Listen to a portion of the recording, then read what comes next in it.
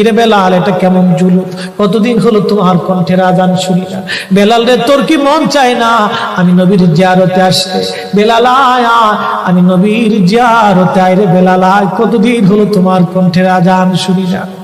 স্বপ্ন যখন নবীজি দেখাইছে, এ মুসলমান, হযরত বেলাল সুদূর সিরিয়ার দামেস্ক থেকে পাগলের মতো দৌড়াইলেন, পাগলের মতো ছুটে আসলেন। যখন মদিনাতে আসলেন তখন তাহাজ্জুদের সময় চলতেছিল। তাহাজ্জুদের সময় চলার সময় হযরত বেলাল রাদিয়াল্লাহু আনহু কাঠের জালি দিয়ে তখন রওজা শরীফ ঘিরে রাখা ছিল।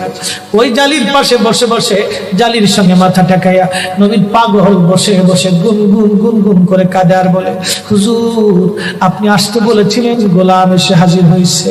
নবী গো, আজান দিতে বলেছেন, আমি আজান দিলে আপনি আগে নামাজে আসতেন, এখন আজান দিলে কি নবী আপনি নামাজে আসবেন? হুজুর এখন আজান দিলে কি আপনি নবী নামাজে আসবেন? নতুন মুয়াজ্জিন আসছে আজান দেওয়ার জন্য, এসে দেখে নবীর মুয়াজ্জিন বেলাল কাঁদে। ডাক দেখে মদিনাবাসী শুনছো, নবীর মুয়াজ্জিন ফিরে এসেছে, বেলাল আসছে, বেলাল ফিরে আসছে। এই কথা শোনার পরে সব সাহাবী ঘর থেকে বের হয়ে দৌড়ায় এসে দেখে বেলাল কাঁদে।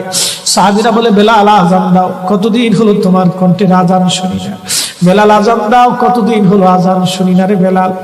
বেলাল বলে, সাহাবীরা রে, আমি আজান দিলে কি নবী নামাজ আসবে বলো? সালমান ফারসি রাদিয়াল্লাহু আনহু ডাক